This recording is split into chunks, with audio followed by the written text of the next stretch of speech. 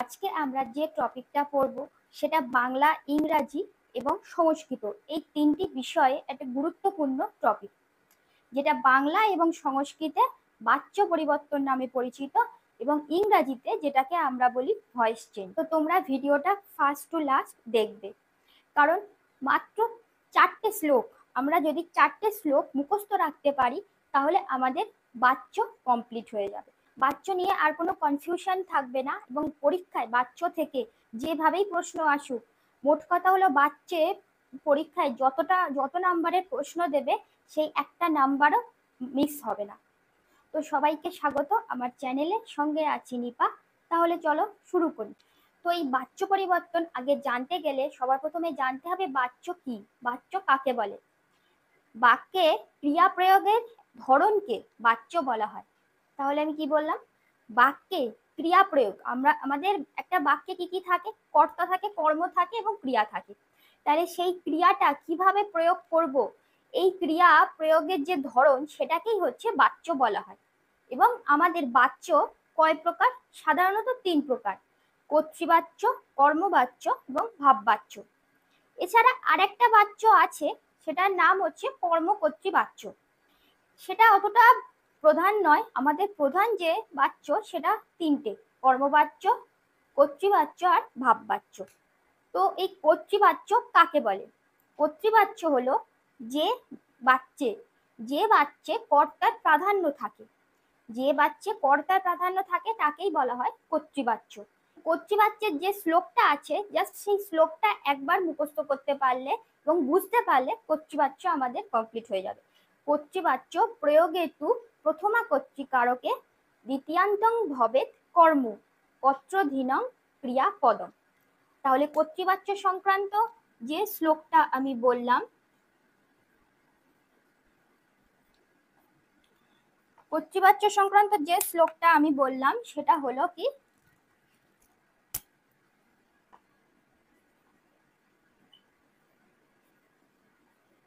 কর্তৃবাচ্য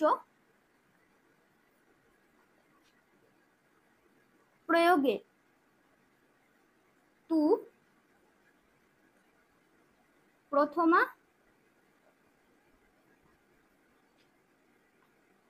কর্তৃকারকে, কর্তৃবাচ্য প্রয়োগে তু প্রথমা কর্তৃকারকে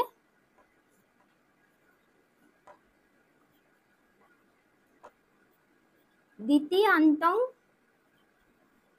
ভবেৎ কর্ম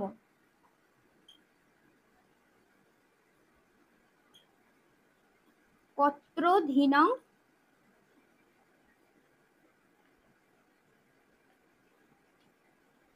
ক্রিয়াপদম। তাহলে কি হলো, কর্তৃবাচ্য প্রয়োগে তু প্রথমা কর্তৃকারকে দ্বিতীয়ান্তং ভবেৎ কর্ম পত্রধীনং ক্রিয়াপদম। এই শ্লোকটার মধ্যেই কর্তৃবাচ্য জিনিসটা আসলে কি সেটাই এই শ্লোকের মধ্যে পুরোটা বলে দেওয়া রয়েছে। এই শ্লোকের আমি যখন বাংলাটা তোমাদেরকে মানেটা বলবো, দেখবে একদম কত ইজিলি জিনিসটা। এর মানে হলো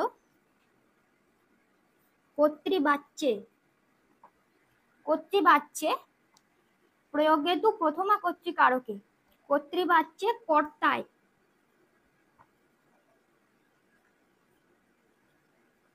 প্রথমা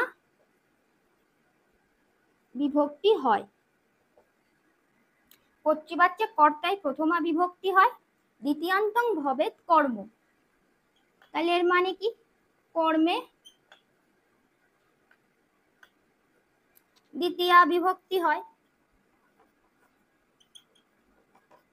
এবং বলছে পত্রধীনং ক্রিয়াপদম, পত্রধীনং ক্রিয়াপদম এর মানে হলো ক্রিয়াপদ, আমাদের বাক্যে যে ক্রিয়া থাকে সেই ক্রিয়াপদ কর্তার অধীন হয়। কর্তার অধীন হয় মানে কর্তা যে পুরুষ এবং যে বচন হবে ক্রিয়া সেই পুরুষ ও সেই বচন হবে। তাহলে দেখো কত মানেটা কত সোজা, জাস্ট একটা শ্লোক, একটা শ্লোকের মধ্যে কতটা জিনিস লুকিয়ে আছে। কর্তৃবাচ্য প্রয়োগেতু প্রথমা কর্তৃকারকে, তার মানে কর্তৃবাচ্যে কর্তায় প্রথমা বিভক্তি হয়। দ্বিতীয়ান্তং ভবেৎ কর্ম, কর্মে দ্বিতীয়া বিভক্তি হয়। আর কর্তৃধীনং ক্রিয়াপদম, আর ক্রিয়াপদটা কর্তার অধীন হয়, মানে কর্তার যে পুরুষ যে বচন হবে সে ক্রিয়াও ঠিক সেই পুরুষ সেই বচন হবে। তো এখন হচ্ছে বলছে যে এই যে প্রথমা বিভক্তি হয় দ্বিতীয়া বিভক্তি হয়, এর আগে আমরা যখন শব্দরূপ পড়েছি তো সেখানে আমরা বিভক্তি পড়েছি, 7টা বিভক্তি আছে, প্রথমা দ্বিতীয়া তৃতীয়া চতুর্থী পঞ্চমী ষষ্ঠী এবং সপ্তমী। তো সেই বিভক্তির কথাই এখানে বলা হয়েছে। কর্তৃবাচ্যের উদাহরণ হলো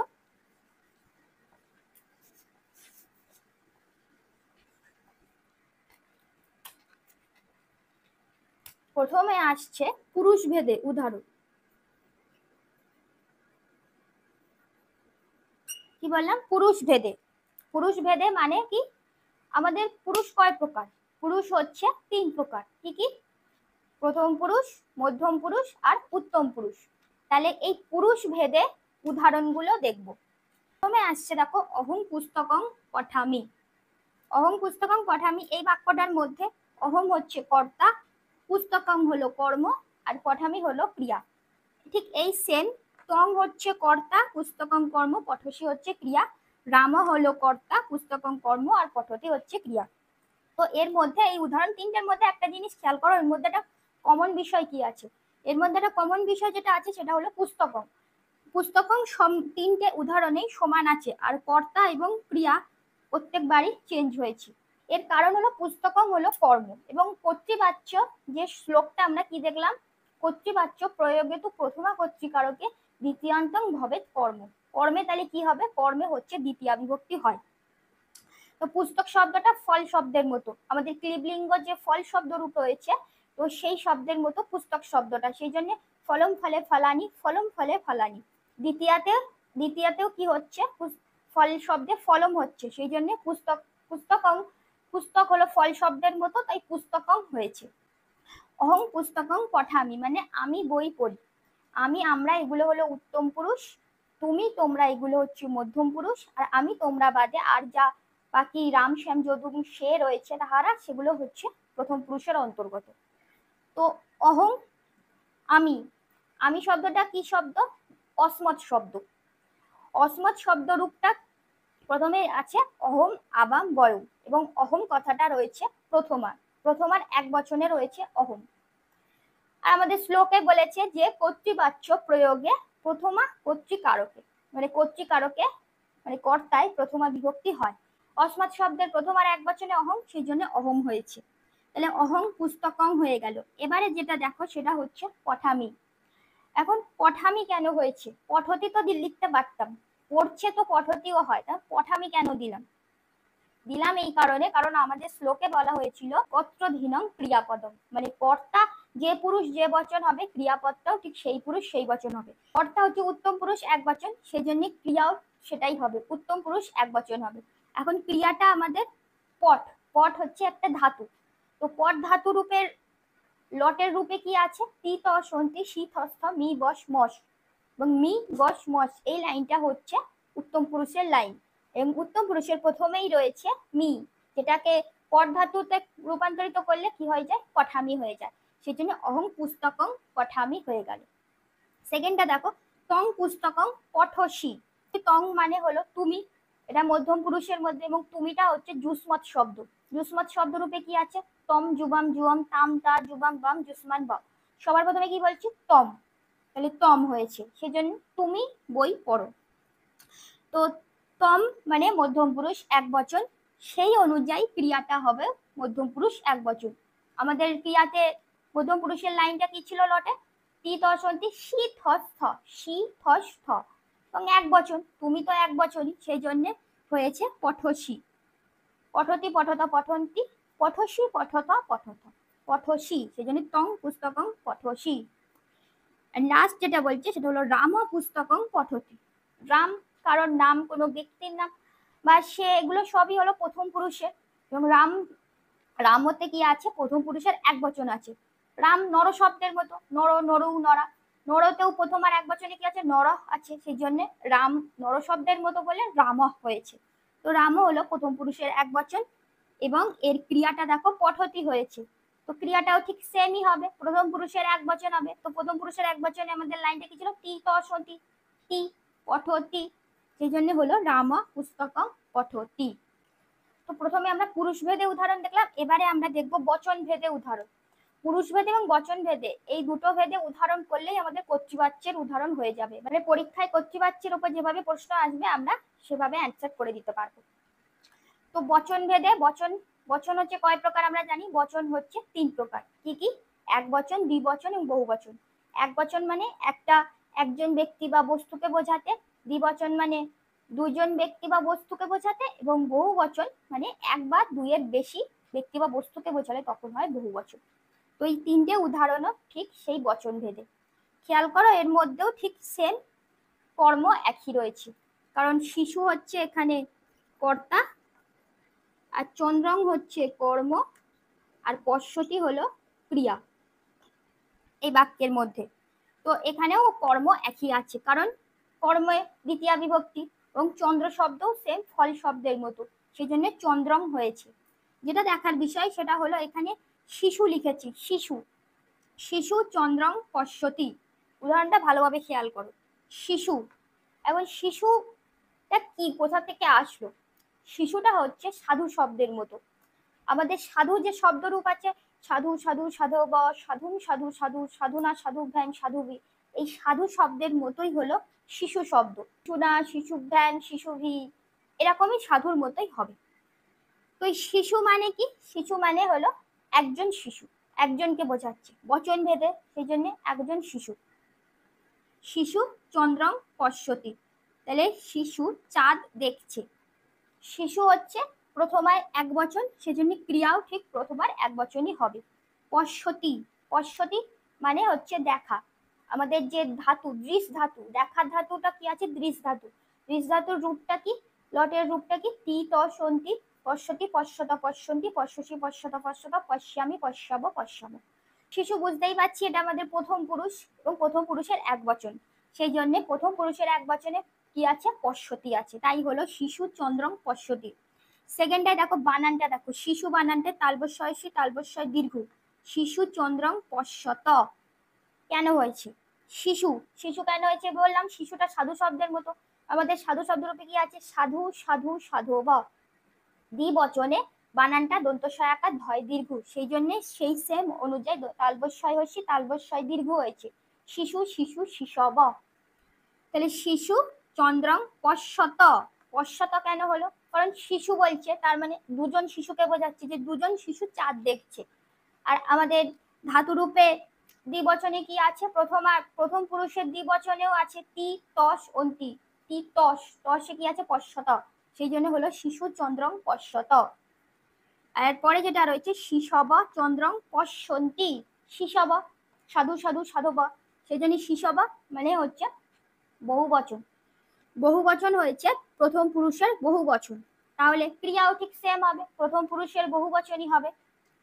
তো আমাদের কি তি তস অন্তি, বহু বচনে অন্তি হয়, সেই জন্য কি হয়ে গেল, শিশব চন্দ্রং পশ্যন্তি। মানে কর্তৃবাচ্যে কর্তায় প্রথমা বিভক্তি হয়, কর্মে দ্বিতীয়া বিভক্তি, এবং কর্তা অনুযায়ী ক্রিয়া হয়।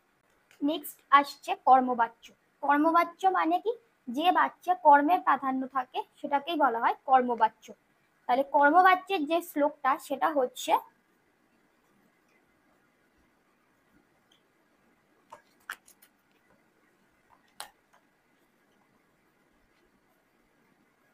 কর্মবাচ্য প্রয়োগে তু তৃতীয়া কর্তৃকারকে, কর্মবাচ্য প্রয়োগে তু তৃতীয়া কর্তৃকারকে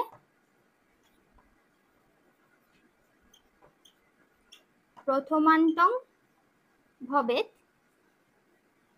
কর্ম, কর্মাধীনং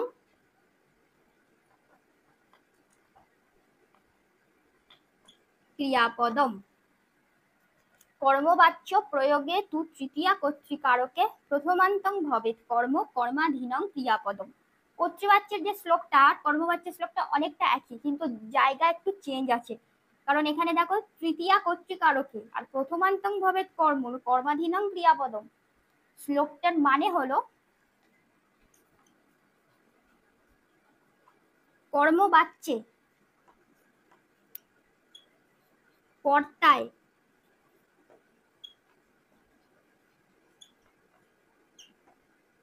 তৃতীয়া বিভক্তি হয়। তৃতীয়া কর্তৃকারকে তাহলে কর্তায় তৃতীয়া বিভক্তি হয়। প্রথমান্তং ভবেৎ কর্ম, কর্মে প্রথমা বিভক্তি হয় এবং কর্মাধীনং ক্রিয়াপদম, আগে ছিল কর্তৃধীনং ক্রিয়াপদম, এটা কর্মাধীনং ক্রিয়াপদম মানে কর্মের অধীন। ক্রিয়াপদ কর্মের অধীন হয়। তাহলে মানেটা দেখো, কর্মবাচ্যে কর্তায় তৃতীয়া বিভক্তি হয়, কর্মে প্রথমা বিভক্তি হয় এবং ক্রিয়াপদ কর্মের অধীন হয়। আমরা যদি এই বাংলাটা শুধু মনে রাখি না, তাহলে কিন্তু আমাদের কর্তৃবাচ্য কর্মবাচ্য ভাববাচ্য তিনটে কিন্তু এমনি গুলিয়ে যাবে। কিন্তু আমরা যদি শ্লোক ধরে মনে রাখি তাহলে কিন্তু আমাদের শ্লোক তো এক একটার শ্লোক এক এক রকম, সেই জন্য শ্লোক কোনো গোলাবার জায়গা নেই। সেই জন্য এই শ্লোক তিনটে মুখস্থ রাখলেই আমাদের বাচ্য কমপ্লিট।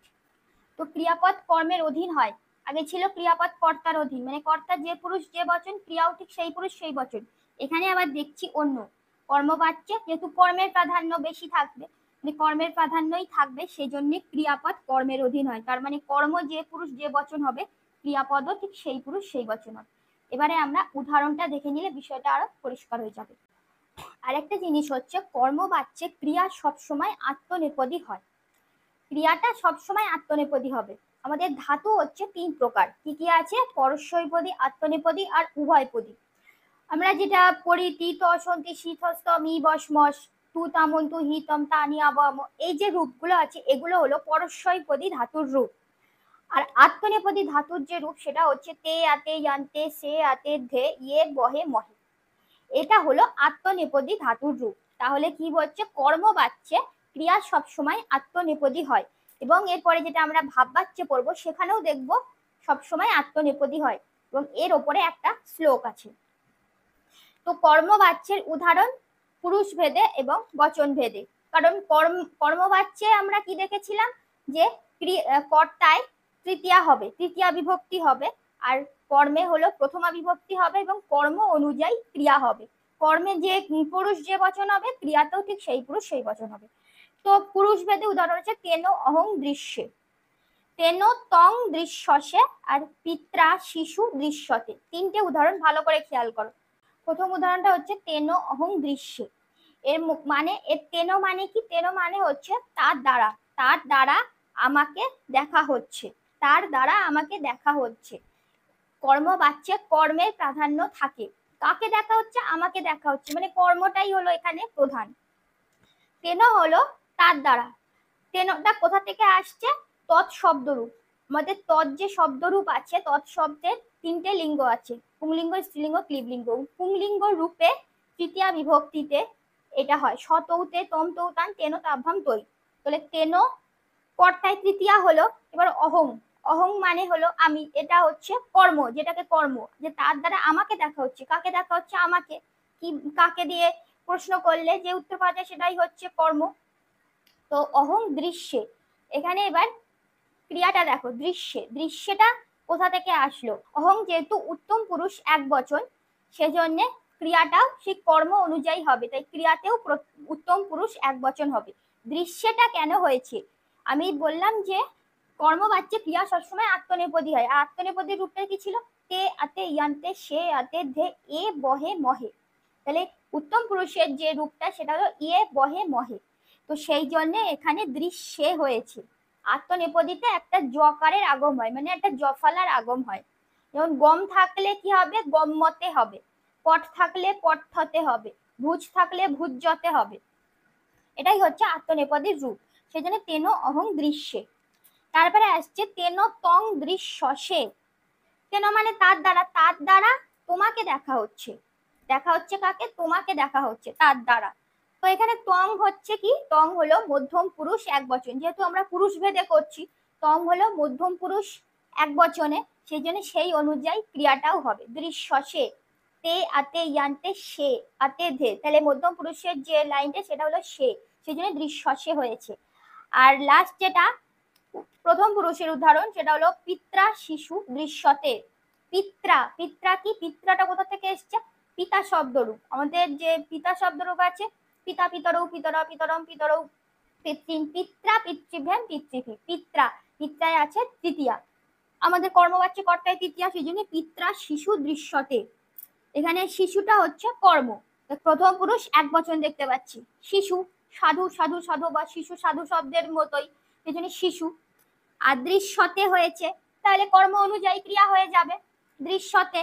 তে আতে ইয়ান্তে, এটাই হচ্ছে প্রথম পুরুষের লাইন, তো প্রথম পুরুষের এক বচনে কি আছে, তে আছে, সেই জন্য দৃশ্যতে, তাহলে পিত্রা শিশু দৃশ্যতে। নেক্সট আসছে বচন ভেদে। বচন ভেদে আমাদের এক বচন, দ্বিবচন, বহু বচন। তো বচন ভেদে বলছে তেন বালক দৃশ্যতে। এখানে দেখো বলছে তেন, তেন মানে সেমি, কর্তায় তৃতীয়া, তার দ্বারা, তার দ্বারা বালককে দেখা হচ্ছে, তার দ্বারা বালকটিকে দেখা হচ্ছে। বালক দৃশ্যতে, বালক মানে কি, বালক মানে একজন বালককেই বোঝাচ্ছে, তার মানে বালক এখানে হলো প্রথম পুরুষ এক বচন বোঝাচ্ছে, মানে বচন বোঝাই যাচ্ছে যে এক বচনই, সেই জন্য এই অনুযায়ী ক্রিয়াটা হবে। তাহলে দৃশ্যতে, দৃশ্যতে কোথায় আছে, সেই প্রথম পুরুষের এক বচনেই আছে তে, তে আতে আনতে, সেই জন্য দৃশ্যতে হয়েছে। কেন বালকৌ দৃশ্যেতে, বালকৌ, এখানে খেয়াল করো, দেখো কর্মে এখানে এটা এটা বালকৌ কোথায় আছে, আমাদের বালক তো নর শব্দের মতো, নর নরৌ নরা, তাহলে নরৌ, সেই জন্য বালকৌ মানে দুটো বালক, তার দ্বারা দুটো বালককে দেখা হচ্ছে। কেন বালকৌ দৃশ্যেতে, দৃশ্যেতে কোথায় আছে, দ্বিবচনের প্রথম পুরুষের দ্বিবচনে কি আছে, তে আতে ইয়ান্তে, আতে আছে দ্বিবচনে আছে, সেই জন্য দৃশ্যেতে। আতেটা আমরা উচ্চারণ করি আতে, কিন্তু ওটা যখন আমরা ধাতু রূপে লিখি তখন ওটা এতে হয়ে যায়, সেই জন্য দৃশ্যেতে হয়ে গেছে। তেন বালিকা দৃশ্যন্তে, তেন বালিকা দৃশ্যন্তে মানে তার দ্বারা বালিকা গুলিকে দেখা হচ্ছে, বালিকা লিখেছি কিন্তু বালিকা এবার হচ্ছে এটা স্ত্রীলিঙ্গে চলে যাচ্ছে বালিকা, তো স্ত্রীলিঙ্গে কি শব্দরূপ আছে, লতা শব্দরূপ, লতা শব্দের মতোই হচ্ছে বালিকা, লতা লতে লতা, সেই জন্য বালিকা মানে অনেকগুলো বালিকাকে বোঝাচ্ছে। তো বালিকা দৃশ্যন্তে, তে আতে ইয়ান্তে, সেই জন্য দৃশ্যন্তে, তাহলে তেন বালিকা দৃশ্যন্তে মানে তার দ্বারা বালিকাগুলিকে দেখা হচ্ছে। তাহলে কর্মবাচ্য দেখতে পেলে কতটা সোজা, জাস্ট একটা শ্লোকের ওপর, এই শ্লোকগুলো আমরা যদি মাথায় রাখতে পারি তাহলে আমাদের বাচ্য টোটালি কমপ্লিট। নেক্সট আসছে ভাববাচ্য। ভাববাচ্য মানে যে বাচ্চে ক্রিয়ার প্রাধান্য থাকে সেটাকে ভাববাচ্য বলে। তাহলে একটা মজার জিনিস দেখো, যে আমরা তিনটে বাচ্য পড়লাম, কর্তৃবাচ্য, কর্মবাচ্য, ভাববাচ্য, এবং একটা বাক্য কি দিয়ে তৈরি হয়, একটা বাক্যে কি কি থাকে, কর্তা থাকে, কর্ম থাকে, ক্রিয়া থাকে। তো এক একটা বাক্যে কিন্তু এক একটা জিনিসের প্রাধান্য পাচ্ছে, কর্তৃবাচ্যে কর্তার প্রাধান্য পেয়েছে, কর্মবাচ্যে কর্মের প্রাধান্য পেয়েছে, এবং ভাববাচ্যে এবার ক্রিয়ার প্রাধান্য পাবে। তো ভাববাচ্য সংক্রান্ত যে সূত্রটা, সেটা মানে যে শ্লোক, সেটা হচ্ছে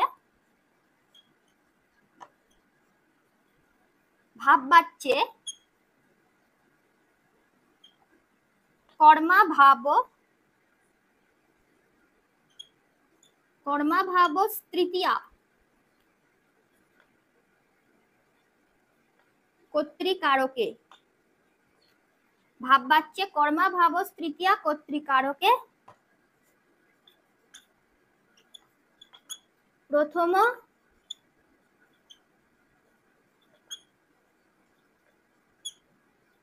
পুরুষস্যৈক বচনং স্যাৎ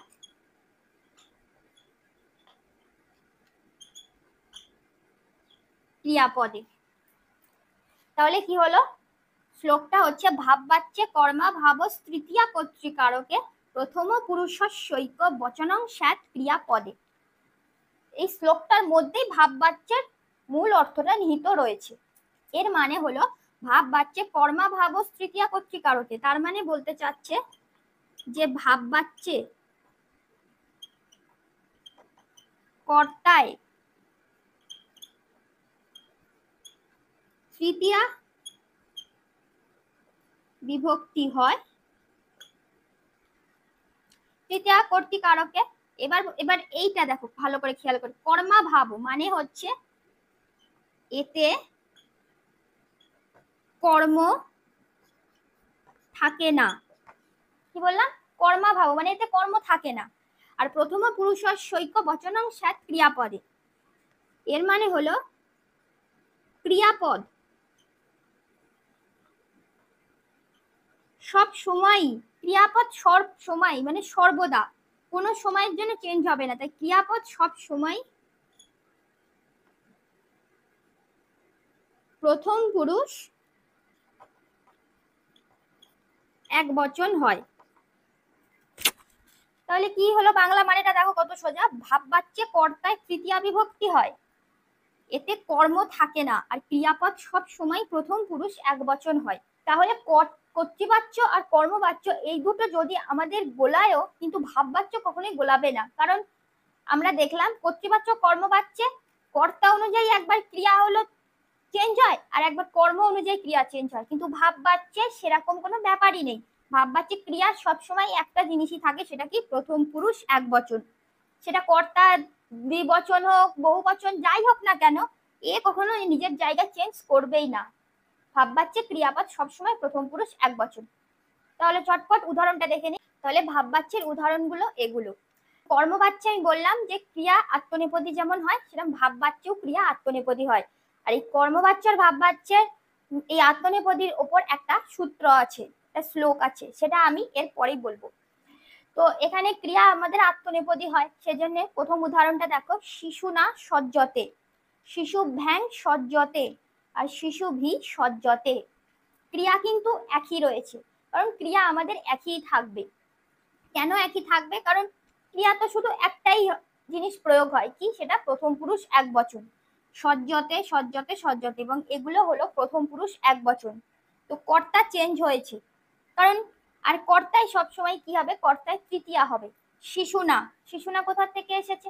শিশুটা সাধু শব্দের মতো, এর আগেও আমি বললাম, সেজন্য সাধু না, সাধু সাধু সাধব সাধুন সাধু সাধুন, সাধু না সাধু ভ্যান সাধুভি, শিশু না শিশু ভ্যান শিশুভি, সেই জন্য শিশু না সজ্জতে, শিশু ভ্যাং সজ্জতে, এটা দ্বিবচনে। আর শিশু ভি সজ্জতে, এটা অনেকগুলো শিশুকে বোঝাচ্ছে। প্রথমটা হচ্ছে শিশুর, একটি শিশুর দ্বারা ঘুমানো হচ্ছে, শিশু ভ্যাং দুটি শিশুর দ্বারা ঘুমানো হচ্ছে, এবং শিশুগুলির দ্বারা ঘুমানো হচ্ছে। নেক্সট আবার দেখো এদিকে, তয়া পঠ্যতে, যুবাভ্যাং পঠ্যতে আর জুস্মাভি পঠ্যতে। এখানে পঠ্যতে মানে পড়া হচ্ছে, পঠ ধাতুর আত্মনেপদী করলে পঠ্য হয়, এবং এটা যেহেতু আত্মনেপদী সেজন্য পঠ্যতে। তয়া যুবাভ্যাং জুস্মাভি, এটা আমরা পেয়েছি জুসমাত শব্দে তৃতীয়ার এক বচনে আছে তয়া, দ্বিবচনে যুবাভ্যাং আর বহু বচনে জুসমাভি।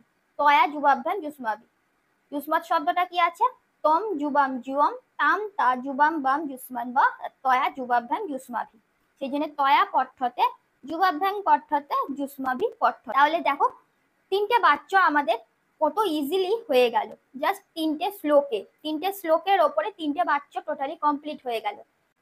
তো ভাববাচ্য কর্মবাচ্য সংক্রান্ত যে শ্লোক, সেটা হচ্ছে ভাবে কর্মণি বাচ্চে চ সদা,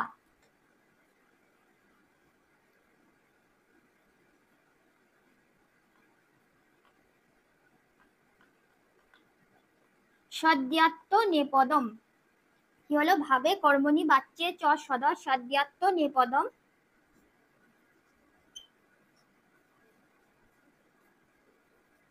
লড়াদিষু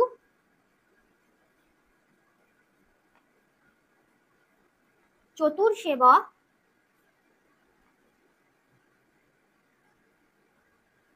জিয়কারস্য গম ভবেত। এই শ্লোকটার বাংলা মানে হচ্ছে ভাববাচ্য ও কর্মবাচ্যে ধাতু সর্বদা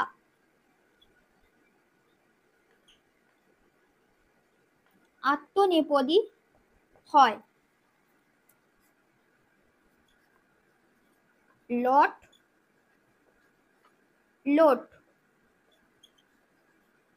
লং আর বিধিলিং, এটা আমাদের চারটে লকার। এই চার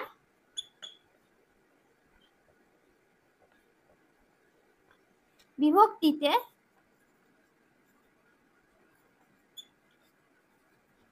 সর্বগণীয় ধাতুর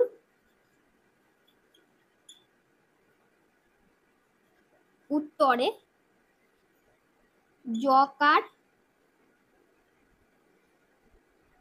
আগম হয়। তাহলে মানেটা কি? ভাববাচ্চার কর্মবাচ্চে ধাতু সর্বদা আত্মনেপদী হয়। ধাতু মানেই আমরা জানি যে ধাতু ক্রিয়াকেই বোঝাচ্ছে। ক্রিয়াপদটাকে বার করতে গেলে তো আমাদের ধাতু রূপটাকেই জানতে হবে। সেই জন্য ধাতু সর্বদা আত্মনেপদী হয়। এর আগে যে উদাহরণগুলো আমরা দেখলাম কর্মবাচ্চার ভাববাচ্চে দুটো উদাহরণেই দেখলাম যে প্রত্যেকটা উদাহরণের মধ্যে একটা করে জফলা এসছে। আর এই লট লোট লং বিধিলিং, এই যে চারটে লকার, আমাদের মোট 10টা লকার আছে। এই চারটে লকারে সর্বগণীয় ধাতুর, সর্বগণীয় ধাতুর মানে সমস্ত গণ আছে, এই সর্বগণীয় সমস্ত গণীয় ধাতুর উত্তরে যকার আগম হয়। যেমন যদি গম ধাতু বলে, গম বললে গমটা হচ্ছে গম্মতে হবে, পটটা হয়ে যাবে পট্ঠতে, ভুজ ধাতুটা হবে ভুজ্যতে, মুচটা হবে মুচ্চতে।